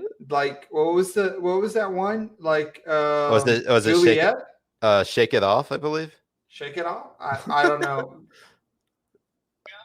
Yeah, Shake It Off. I think it was Shake It Off. Yeah, I think that's what it was. Anyways, Habibis. Yeah, there's some other stuff like Jesse Waters endorsing QAnon, which he could go fuck off. Yeah, he can. No, he really can. Honestly, like this is what I have to say about that, because people are pushing back on me on saying that he should be fired. Yeah, he should be fired. Like journalism to me needs to be held in a different standard than what we see. And just because people in the New York Times and Washington Post and CNN and MSNBC are people who are complete dipshits doesn't mean that people on Fox News can be complete dipshits or Daily Caller or anyone in conservative media. I will hold all of these people in the same thing. So stupid. Just the worst. It really is. Anyways, Habibis, let's get to some questions, comments. Allow you guys to chime in just before we roll out of here.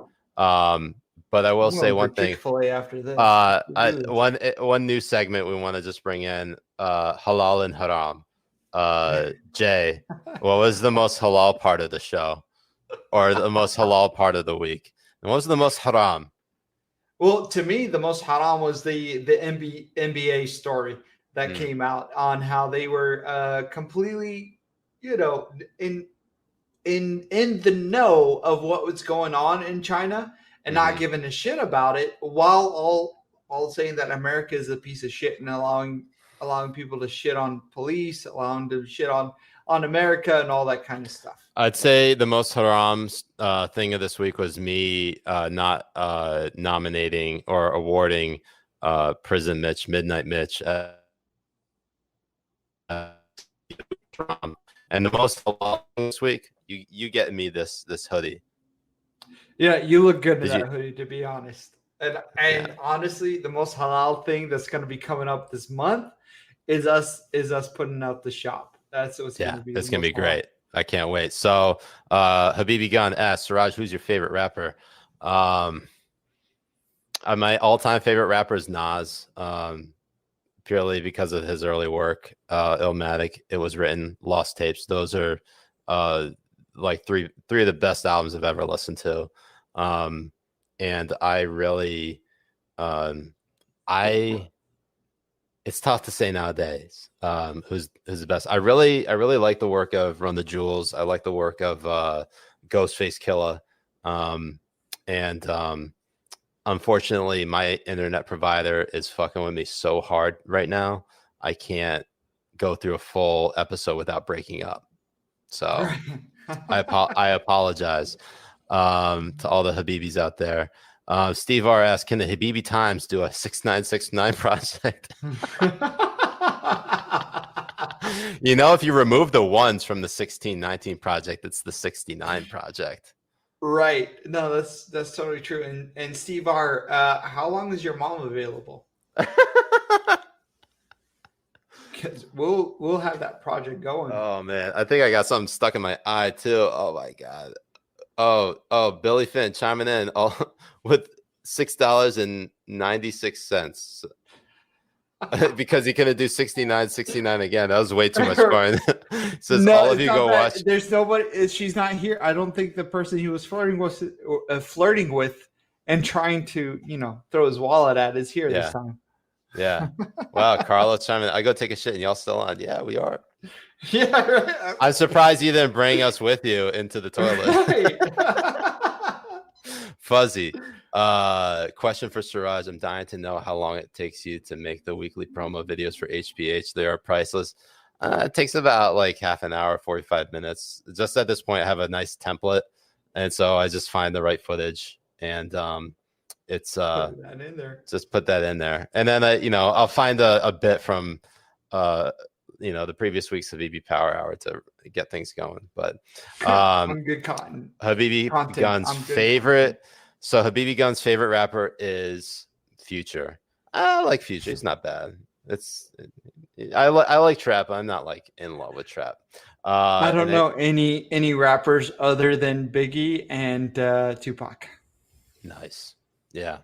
Yeah, I do listen. I'm so for the record, I'm 32 and I feel like a straight up boomer because of my music choice. I listen to that raw underground shit. So well, the reason I listen to EDM because I'm really into Asians. Boris Faraj, Siraj's favorite rapper is Pink. I like how you held that in. You did a good job. Gay and cell live, salmon trouser wearing bitch.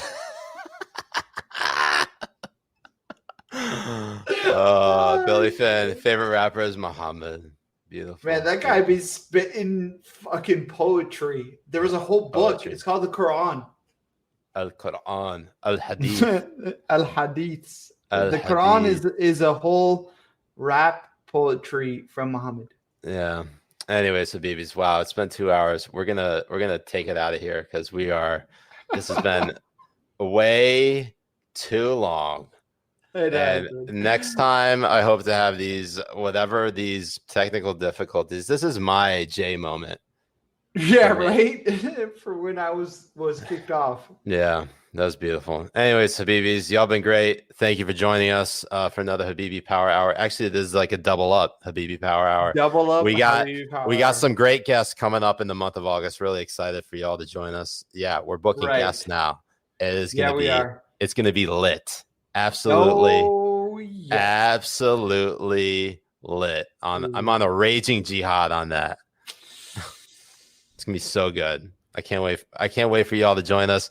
Of course, subscribe to the channel. Share this with whoever. I don't care.